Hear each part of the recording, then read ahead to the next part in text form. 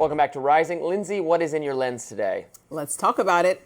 So if you look at the results from this month's elections, one message rings louder than campaign ads. Americans are worried about the economy. So you'd think a moment like this would send President Trump straight to a manufacturing plant in the Midwest or maybe a town hall table in the heartland to talk about the cost of groceries. But instead, the America First president keeps stamping his passport. Just this week, he rolled out the red carpet for Crown Prince Mohammed bin Salman. At the same time, the New York Times reported earlier this week that Trump signed off on a CIA covert action plan in Venezuela. Add that to his $20 billion bailout for Argentina and the summer bombing of Iran that even some of his isolationist supporters didn't want, and you start to see the outline of a president who talks America first, but keeps America abroad. And that's where the break in MAGA dam begins. His base, folks who saw him as the antidote to foreign entanglements, are growing uneasy. Trump seems to know it too. He admitted during a business forum, quote, "My poll numbers just went down, but with smart people, they've gone way up."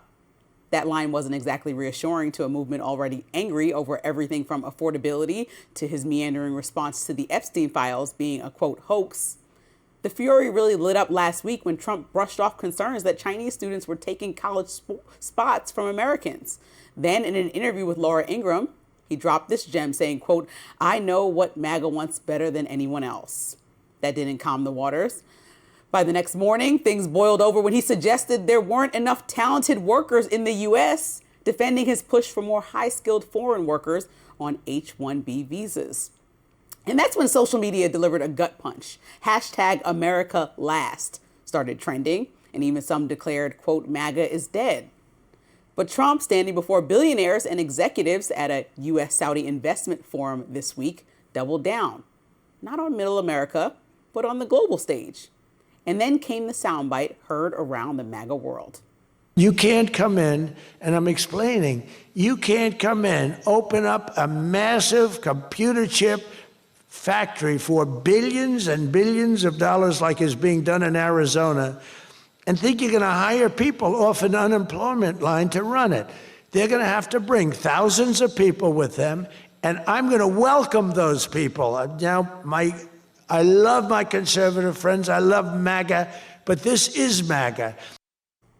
That may have played well in a ballroom full of foreign investors, but it lands differently with voters who thought they were electing a champion of workers, specifically American workers.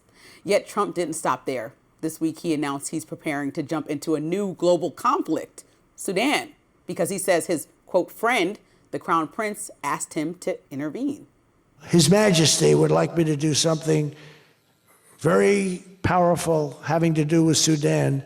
It was not on my my charts to be involved in that. I thought it was just something that was crazy and out of control.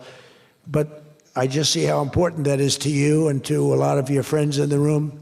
Sudan, and we're going to start working in Sudan. Sudan has been crushed by civil war for more than 2 years, trapping tens of millions in a humanitarian crisis. But as he leans into another international mission, a new Marist poll shows that Trump's approval is at just 39%. It's actually his lowest since right after January 6th, when the attack happened on the U.S. Capitol in 2021. So here's the question I keep coming back to. How long can you run on, quote, America first, while spending so much time everywhere else? Well, look, on Sudan, I definitely don't think we should get our military involved in a foreign civil war. So I very much hope that that's not what he was suggesting. If we can help to foster peace through diplomacy, as we've tried to do in other areas of the world, that's absolutely fine. So I hope that's what he means. But if it is another foreign entanglement militarily, then yes, I would agree with you that that betrays the America First ethos. His earlier remarks about building the factory, I agree with 1,000%. Trump is completely right about this. I don't care who's crying about it on the left or the right. We have to get serious. If we want to build things here for national security reasons, we can't rely on it to be built in China or Taiwan or wherever. It's got to be built here. Okay, you need smart people to build it.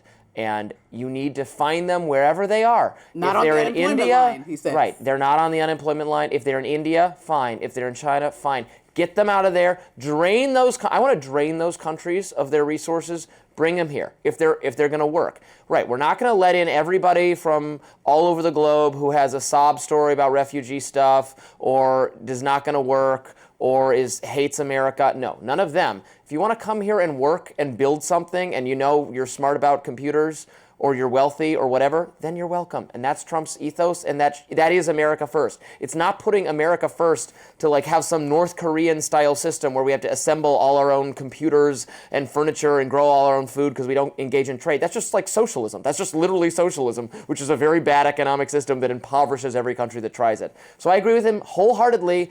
And MAGA's got to get on board because you want to build the factories here. We need people who know how to build them and run them and operate them. That we Sorry, within the party, I was literally just laying out. It is a friction, and I'm explaining why the other people are wrong. Yeah. So, well, then what's the plan here? Because he's saying America first, but he also has mentioned and suggested he's putting boots on the ground, possibly in Venezuela. That's an issue. At the same time, he's looking at the leader of Saudi Arabia sitting in the audience with foreign investors and saying, "My friend asked me to help.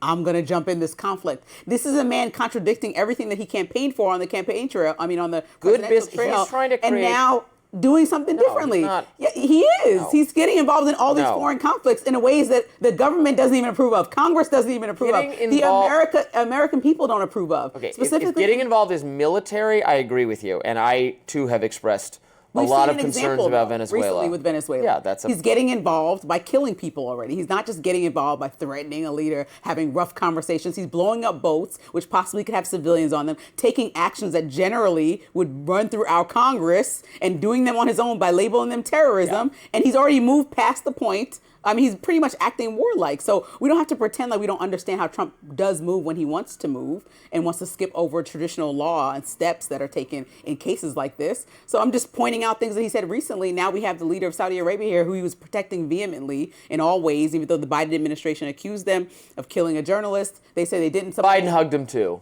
Even though they asked the question, President Trump, Obama hugged him, and that was fine. I didn't care about that because you know what? We gotta have good relations with the leaders of other countries, even if they're Venezuela. Well, I would love to have a good relationship with the president of Venezuela. If they want to have a good relationship with us, then fine. They don't.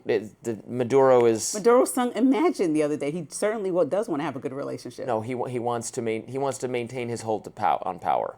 In the same way that Assad wanted to maintain his hold on power. If your own people oust you in favor of someone who's more Western, then, well, yeah, but there's no plausible. I wish liberal democracy could spring up magically in every corner of the globe. We kind of thought that was what was going to happen when we took out Saddam Hussein and or Gaddafi or anyone else, and we learned the people running Afghanistan, we learned that the Taliban, we learned that it's not so neat and simple. So we're trying a different approach now, which is foreign policy realism, which is engagement with people in the world, like the new leader of Syria, who does want Western engagement. Great. If the Saudi leaders want Western engagement, great. Maybe we can get something out of them. I don't want to be swindled, but I trust the president to get a good deal for the American people. I mean, after Marjorie Taylor Greene's been hollering for the last month about how President Trump is not involved locally, after the American but that's a lame criticism. I'm just saying, but after the American people are saying and giving him the lowest approval rating, mostly based off the economy, and after he's giving Argentina millions of dollars and doing all this stuff, don't you think some people have the right to feel neglected by the president who promised America was first in priority, but he's doing things that he wants to do internationally?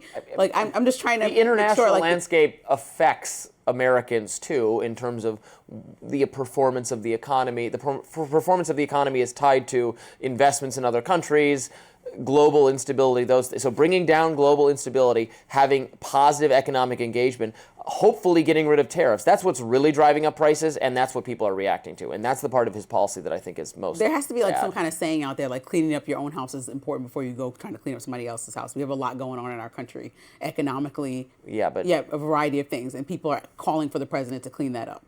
Well, okay. Fair enough. Coming up, some conservatives are not happy with Megyn Kelly after she compared those criticizing Tucker Carlson to the Black Lives Matter movement. Stay with us.